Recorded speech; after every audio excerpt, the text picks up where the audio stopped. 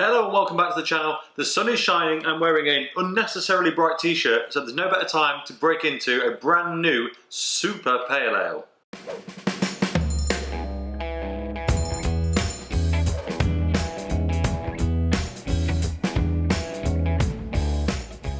That's right, today we're taking a look at this. It's from Lord's Brewing Co. It is their new Super Pale Ale by the name of Silver Spur. And as I said, the sun is shining outside pretty strong today for the first time this year really, so it seems a very acceptable brew to be getting on with. This is brand new from Lord's, it's out this week, and I was very fortunate to order a set of beers from them just in time to get the first batch of their brand new beer, Silver Spur. I had a pretty torrid morning, to be honest. I found out that I lost 3 videos I recorded over the weekend. I wiped the cards by mistake. I am an idiot, so I'm hoping that Lord's can improve my day somewhat and really bring it home with this one. Let's take a quick look at the can. Simply Lord's Brewing Co. Silver Spur, 4.6% Super Pale Ale. It's 4.6%. I'm glad they just called it a Pale Ale and didn't call it an IPA just for the sake of it. Super Pale, Sentinel and Cascade hops, floral is all it says on the front. I'm not going to read anything else off the back of it because I want to analyse this for myself before doing so. You may have noticed in some of the pictures I've done for this, and maybe what it was set on there, that it was looking a bit not straight. Well, the reason for that is the tin was dented, as were a few of them. Not Lord's fault, I'm fairly confident, but that of the inept delivery company, since it was also 3 days late. But before we crack into this, here's a look at the can. Really nice textured matte finish to the labels on this Lord's Brewing Co. stuff. Right, let us break in. Oh, I can smell something, it's peachy almost from here. Very subtle though. Only got a quick whiff, and it is no surprise to find out that that is indeed Super Pale. Nice, kind of mid-sized bubbly, one finger, pure white head on that. Incredibly clear, looks very appetising for a warm day. The nose is instantly reminding me of almost a shandy. Not in a bad way at all though. That refreshing pale but with a few fruity hits. Less sweet though. It is floral. I'd say it's more kind of grassy and floral rather than just a full bore floral aroma. Some of the hops definitely come through, but they're not overpowering. Yeah, there's just a hint of lemon in there, which is giving that kind of shandy-esque aroma. I'm not getting a great deal else though, if I'm honest. Right, cheers. Ooh! That is not what I was expecting. That is not what I was expecting at all. Right. The taste is kind of the middle breadth of the taste and the sensation are both just not what I was anticipating given the visual and the aromas. The bit that's kind of shocking me a bit, and again, it's not in a bad way, I just really wasn't expecting it, is that it's very dry in the middle. I'm salivating again now though, at the end. It doesn't kind of leave you dry, but in the middle of the whole mouthful experience, it goes very dry.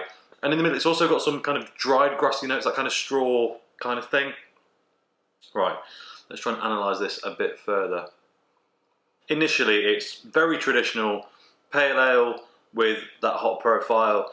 You know, it's like a, I've said it a few times now, but obviously the most popular beer with the Cascade hop really is probably the Sierra Nevada Pale Ale. There's a bit of reminiscence of that. It doesn't really have that overall sensation. Obviously it's got other hops in it as well, which will affect that quite a bit. But the initial taste is also got that lemon shandy-esque prickling on the tongue. It's nice, it's refreshing, and then the whole thing changes. You swallow, it's immediately juicy to start. And you go from this very, very subtle juice explosion, but the juice is not strong. It's, again, that very subtle lemon, sweet shandy thing. Then all of a sudden, the centre of your tongue just goes completely dry, and you get a nice, crisp, proper bit of old school pale ale bitterness right across the back of the tongue.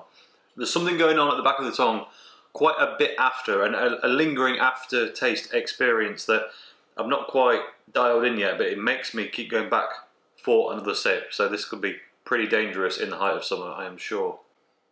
The bit that lingers at the end is that kind of dried grass, hay, Very summery, but dry, incredibly dry. Wow. I'm really digging this. It's very different. I hope a lot of people like it. It's so different. I'll be interested to see other people's reactions, but I am digging this big time. I so often sit in a bar, well, not these days I don't. I used to so often sit in a pub garden in the height of summer and I go, I don't want another generic lager, even if it is, as you know, beer Moretti or something of a better standard. Just don't want any more of those, and I really don't want a heavy, bitter, ruby ale stout. And a lot of the cases, the pales in these places, they aren't served super cold, whereas this cold is absolutely fantastic, and it's just not quite right for the environment. This, however, this will replace lagers in beer gardens, anywhere it's sold. I am fairly confident it has that kind of effect. If it can be done cold on tap, then I think we're in for a win. Right, let's take a look at the can. Lord's Brewing Co. Silver Spur, 4.6%, Super Pale Ale, as I said before, Super Pale, Sentinel and Cascade hops, floral. So it's got Sentinel hops listed first, so I assume there's probably more of those than Cascade, which I think makes sense from the taste. There's a bit of that Cascade hoppy lemoniness, but it's pretty subtle. Beer, Super Pale Ale, brewed at Lord's Brewing Company, Huddersfield, West Yorkshire. Ingredients are water, malted barley, malted wheat, yeast, Dana and Sentinel and Cascade hops. Stored in a cool, dark place. Best served chilled in your favourite glass. It is definitely good chilled. It says, what Silver Spur may lack in colour, it makes up for in flavour. It certainly does. The pale yet complex malt bill gives a sweet malt base and a grainy freshness. The punchy American hops add citrus notes to the flavour and aroma, with a faint floral edge that speaks of springtime and the promise of summer. Okay, so they also think it's a faint floral sensation, which I agree with. A lot about malt in that description. Maybe I was taken aback by a bit too much, but it wasn't. Certainly wasn't my initial thought. Maybe the malts in this aren't toasted, and that's what's giving it its kind of more dried, grassy sensation rather than a biscuity malt, which is normally what you talk about when it's malt heavy. I suspect that is exactly what's happening here, and that is the reason for those ending notes. That is everything on the can. It says drink fresh. It certainly was fresh because this is good until the 17th of September next year, and we're only in March, so that is an incredibly long shelf life. I don't know how they managed that, but very impressive. Let's see if the aroma's changed at all. A bit fruitier now it's settled down. Some really subtle kind of citrus tropical fruit tone, but it's so subtle it's very difficult to pick anything out. It's lemon and maybe a bit of sweeter grapefruit, but oh so mild. Has this taste changed?